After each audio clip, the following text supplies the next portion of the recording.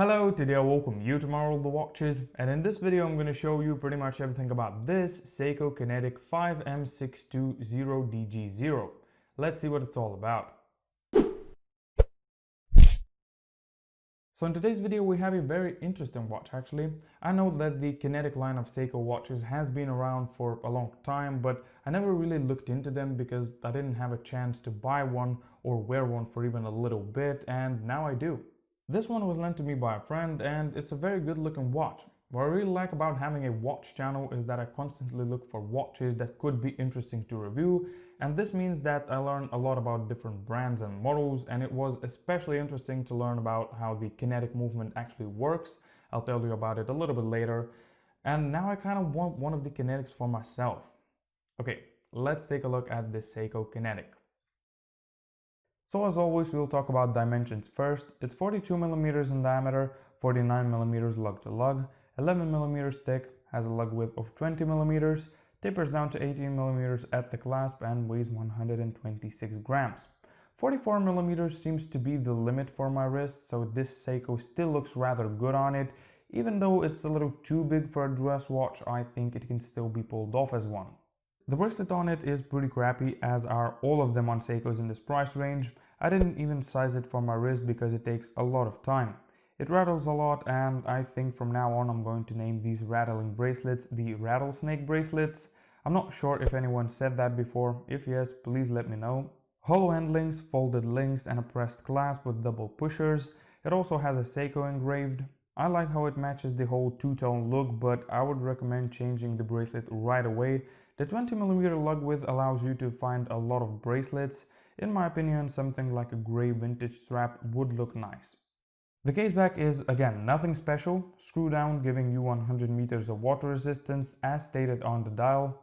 On other Kinetics you even get a see-through case back, but the movement is not the prettiest, I have to say. Yeah, 100 meters, so you can easily go swimming with this one and even do some snorkeling if you wish. The finishes are very simple and very nicely done. The top of the bracelet is brushed, excluding the golden parts, which are polished. The sides of the case are highly polished.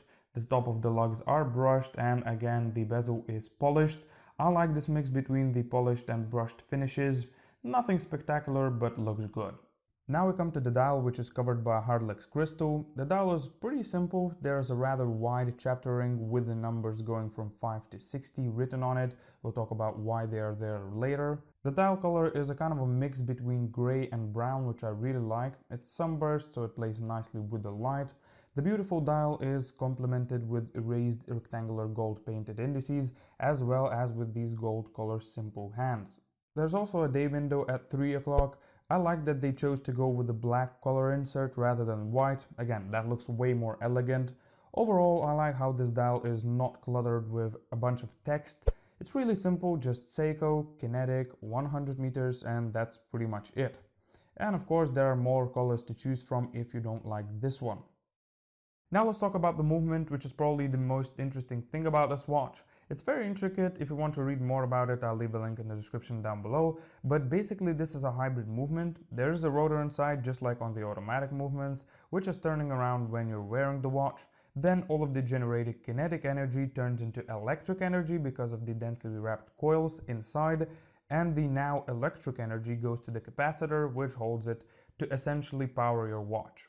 The older models had capacitors rather than lithium-ion batteries like this one does, and the biggest problem with the older models was that they didn't hold charge.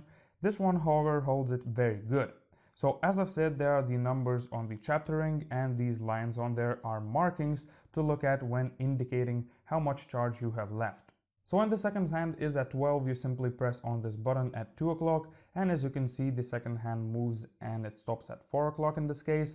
There is a very good chart made on Seiko Kinetic Watches.watchuniverse.com which shows how long your charge will hold.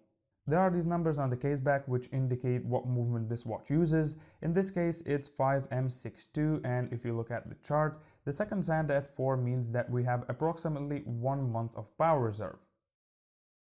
The battery is a little low on this one. I wasn't able to charge it up to a full charge, which would be about half a year. This movement is a little complicated, but it can essentially go for ages.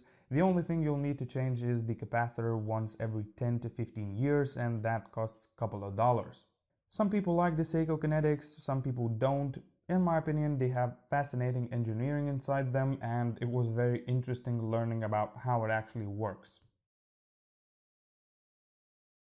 So there you go, here's my review of the Seiko Kinetic. Would I recommend it? I will say yes, but this particular one was very hard to find online. There are no other reviews from what I've seen, and no one really sells them. But there are some very nice looking Kinetics with similar aesthetics and movements inside, and they even do divers if you're interested. So as always, if you have any sort of questions or suggestions, please leave them in the comments down below. And if you like my video, please leave a like and also consider subscribing and hitting that little bell so you'll get notified when I upload a new video. And I'll thank you for watching. I'll see you next time.